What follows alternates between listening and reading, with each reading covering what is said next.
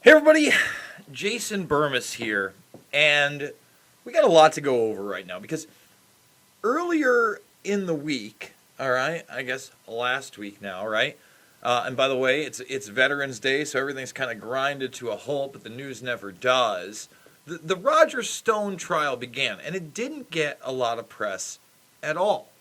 In fact, a lot of people pointed out that if this had happened 6 months earlier, the aisles probably would have been filled. Why we were still fixated on Russia Gate and the Mueller report and collusion, which, of course, they tried to turn into obstruction of justice, which I was warning people about months before the because you could just see it. Even months and months before all the talking points went to obstruction of justice. We can use obstruction of justice. And even before then, it's been proven they were spying on the campaign because they said there was going to be Russian collusion. The bottom line is there is a sect of people that did not want Donald Trump to be in the presidency. But in a lot of places, this is not going to be a pro-Trump video. Why? Because if you look at what is going on with the Stone trial and what is actually, the charges are, they have everything to do with Julian Assange, and the media maybe isn't focusing on this because they don't want to focus on Assange, who, more than likely, guys have been saying this, is probably going to die in jail. That's the plan. Skirt this out for another 3 months. He's already in poor health. He can't remember his name. He's in solitary confinement. Why worry about Julian Assange? Because one of the misnomers and the outright lies in this article is that these emails that were given up were hacked. No, they weren't hacked. They were downloaded and then they were uploaded. That's not a hack. All right, it was an inside job, if you will. So first of all, before we get into this article, and it's extensive, and I want people to definitely read this, I want to go right down here because you have to understand, what are they actually charging him with? All right. Stone faces 1 count of obstructing a proceeding, 5 counts of making false statements to Congress, and 1 count of witness tampering for allegedly threatening and seeking to influence Credico. These efforts including threatening Credico's dog, Bianca. All right? Now, that's very, very possible. I've seen some of the messages. They're talking about Randy Credico. Corsi's in this. Corsi's suing not only Robert Mueller in this, but he's also suing Roger Stone. Lovely people, by the way. But it shows you, listen, they put Manafort in jail for something similar. Because if you look up here, there is also the question of Stone's underlying conduct regarding back-channeling between WikiLeaks and the Trump administration that is asserted in the indictment and supported by documentary evidence. To be clear, the underlying conduct with respect to WikiLeaks is not directly at issue in the criminal trial because it was never against the law. Let's get into that right now. It was never against the law. All right? What he did on Twitter mostly and through emails was never against the law. None of it was. And they made up this Russian meddling narrative and they tried to talk about Guccifer 2.0 and anything they could. And look, I'm not in love with Roger Stone. But if you saw what he was charged with, it's a farce. It's a kangaroo court. And I guess Milo was there to cover it. And Gavin McInnes was there as well.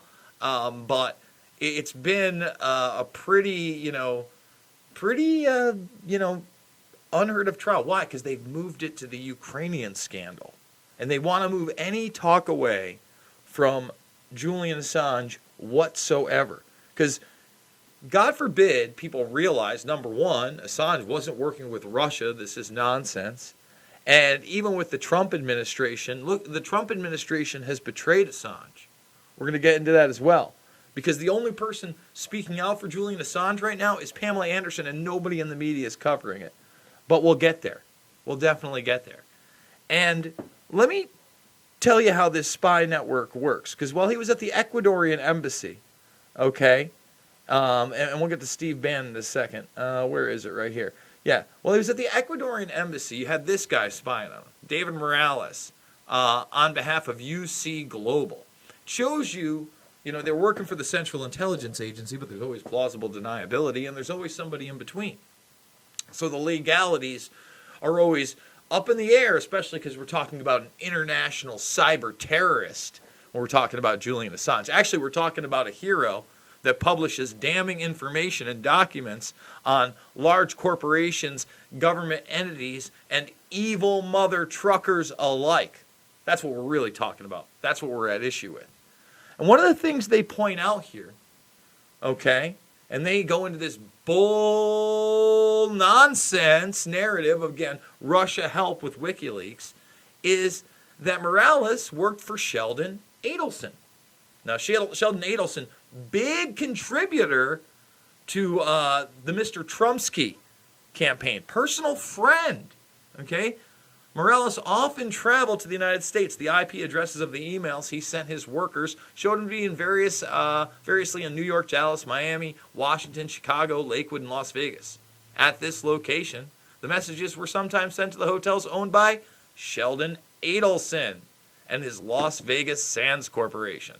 Morales had been working for the billionaire business magnate for years. Oh! Now, if you didn't know, Adelson kind of has this private intelligence firm and others at, his whim. And is there any wonder that Trump, and we're going to get into this later in Syria, Trump has basically done everything that Israel wants in that region. Granted them the Golan Heights region, not theirs. Is going to stay there for the oil. We'll get to that later. But basically, kept up the dominance in the Middle East, gotten us away from the border, great. We need to get out of the Middle East altogether.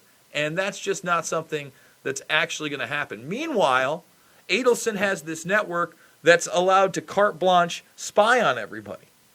And we'll get into Pam Anderson's letter in a moment. But Bannon, who was at this trial, basically said that Stone was the access point to Assange. Okay? And Life of Brian, 187 watching, only 69 thumbs up. Did you interview with Corbett? No. By the way, James Corbett was supposed to be on last night. He had to postpone till Wednesday. It looks like it's going to be Wednesday, 9 p.m. on Snowden. I apologize for that. He canceled kind of almost like last minute and had something come up. That's fine. It's going to be that much better. I promise. We're going to have James Corbett on. But check it out. Donald Trump and members of his campaign have said many times that they never colluded with Russia in 2016. No, they didn't. Because they never did. It's imagination land. But according to a bombshell testimony in federal court on Friday, the Trump team did believe that it was collaborating with WikiLeaks. WikiLeaks isn't Russia. Julian Assange is an Australian. Russia didn't hack anything. There's no evidence of that. No one ever even wants to talk to Assange, except for in court after he's been basically tortured for months and deprived of any civil liberties whatsoever to prepare to defend himself against a leviathan of false court proceedings in the United States. Kill Cupid 499. Thank you for that. Keep it up, dancing. I think they're pairs or something. I don't know. The revelations came during the trial of longtime Trump advisor Roger Stone, who is accused of lying to Congress. Congress lies all the time with impunity. All right, impunity. It's unbelievable. So here he says the campaign had no official access to WikiLeaks and Julian Assange, but Roger would be considered if we needed an access point, because he had implied or told me he had a relationship with WikiLeaks and Julian Assange, Bannon said. It was generally believed that the access point to WikiLeaks or Julian Assange would be Roger Stone. Bannon said in prior grand jury testimony read in court on Friday. Bum, bum, bum. Bum, bum, bum. So here we are again, mulling over the same thing. We're not actually going after the criminals that were revealed in those emails. No. Instead, we're still trying to get anybody in that administration, in that circle, and demonize free speech and Julian Assange. So, sad state of affairs when, first of all, Pamela Anderson put this out. Nobody in the media is talking about this. Nobody. Zero. Dear Mr. President, First Lady, I am always enlightened and encouraged when I see the great work that you are both achieved during your period as leading couple of the people. You complement each other extremely well. Mr. President, with your personal touch and emotional flair that strikes a chord with the people, together with the enduring poise and presented dignity that the First Lady upholds. Integrity was certainly the underlying thread that defeated Hillary and brought to the world this great couple, cannoning you into the most powerful position in the world. The people trusted your intent and your judgment because it was supported by the free press during your campaign.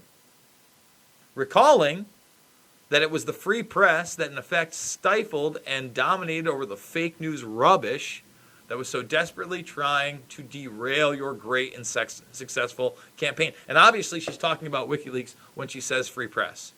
Mr. President, you were elected by the people to save the people from the septic political swamp of systematic corruption that filled the shadowy halls of the U.S. power structures.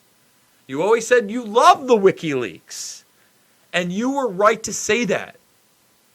You are an honest leader of the people, and as you correctly acknowledged, you were not promoted into the presidency by fraud of a Russian conspiracy, but you, in fact, were pathwayed through your own tenacity as well as through honest journalism, and that broadcast primarily from the 100% factual publishing work of Julian Assange and his WikiLeaks.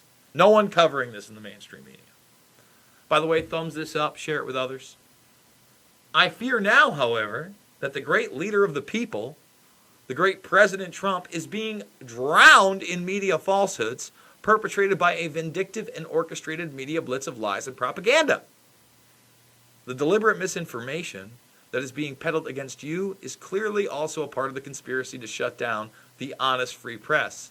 This is happening through the high-profile torturing and silencing of the fact-publishing journalist Julian Assange. Yes, he is being tortured and silenced. She's right. But it's Pam Anderson.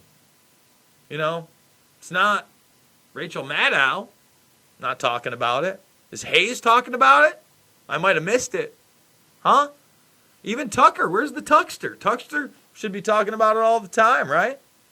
Mr. President, the relentless public flogging of the modern-day symbol of free and honest journalism, Julian Assange, is in effect part of the conspiracy to destroy your presidency by allowing the domination of fake news that is now working against you.